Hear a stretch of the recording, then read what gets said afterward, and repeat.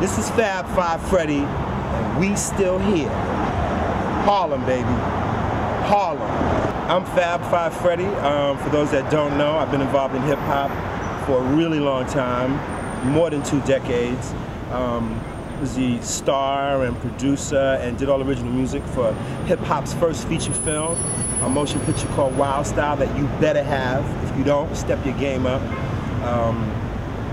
I was the original host of Yo MTV Raps, which was the first national, also internationally broadcast television show to look at hip-hop culture and lifestyle and put it in living rooms around the world, around the country. I was a painter at one time, made paintings, was a graffiti artist that took my work into galleries back in the early 80s, along with people that you might have heard about, like Jean-Michel Basquiat and Keith Haring. Both of them are no longer with us, but yes, I've done a lot of things in the arts, in film, in television. I'm the one of the executive producers of VH1's Hip Hop Honors Show, where we honor pioneers in the hip hop game, and a lot of other things I do. So what does Harlem mean to you? What does Harlem mean to me? Harlem means a lot of things. First of all, I like to point out that to me, and I'm pretty sure it's a fact, Harlem is the most known community in America, probably second only to Hollywood. Like, you can go anywhere in the world and mention Harlem and Hollywood, and people have heard about it. One of the main reasons people have heard about Harlem is there is a phenomenal cultural legacy for Black Americans. This is the place where I also have a strong feeling, a theory, if you will, that popular culture is really born in Harlem.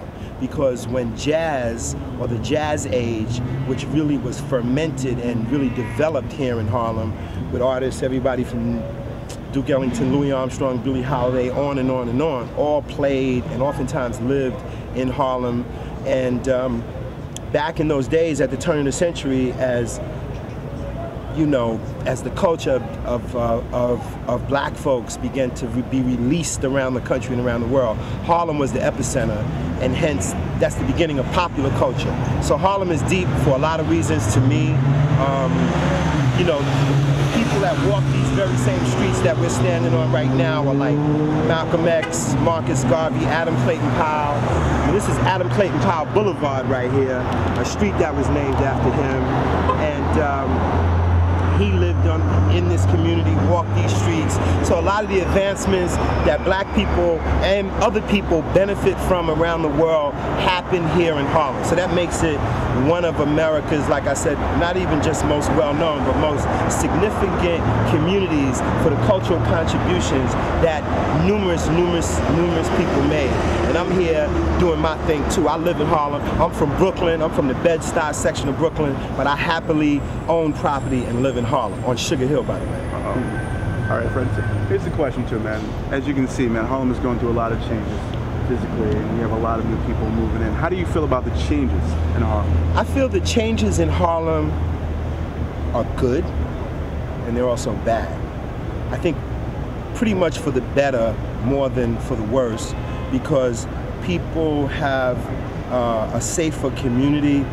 There's a lot less drugs and crime in the community, and that had an effect on the values of properties that have gone up, and the fact that other people are comfortable living here now. Yes, white people are jogging down the streets of Harlem and pushing their baby carriages and living happily and living comfortably.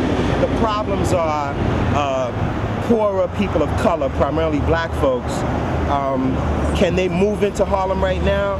Chances are really slim, because the property values have gone up, the rents have gone up. So there's a problem with affordable housing, and there's a problem with these different elements moving into the communities, understanding how the predominant people that live in Harlem live. And there are cultural differences, and there are differences that we need to learn to live together. Not that there are problems, but these are things that can happen, so we need to be aware of what each other is doing and how each other gets down.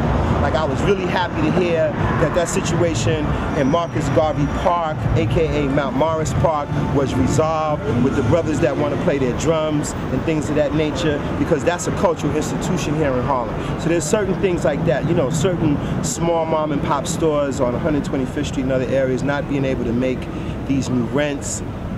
Those are problems because the mom and pop store is a big part of the fiber of the community, the economic fiber of the community.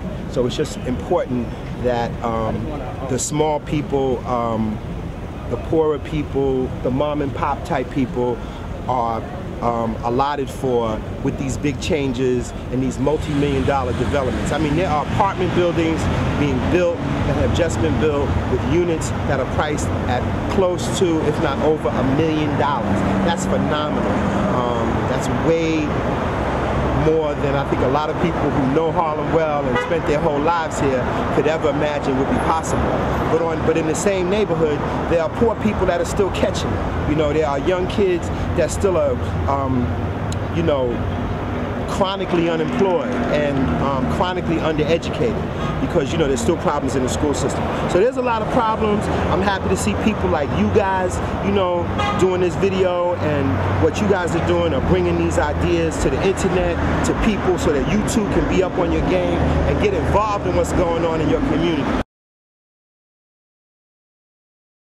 That's right, baby. We still here. Harlem all day. Fab 5 Freddy. Get with it.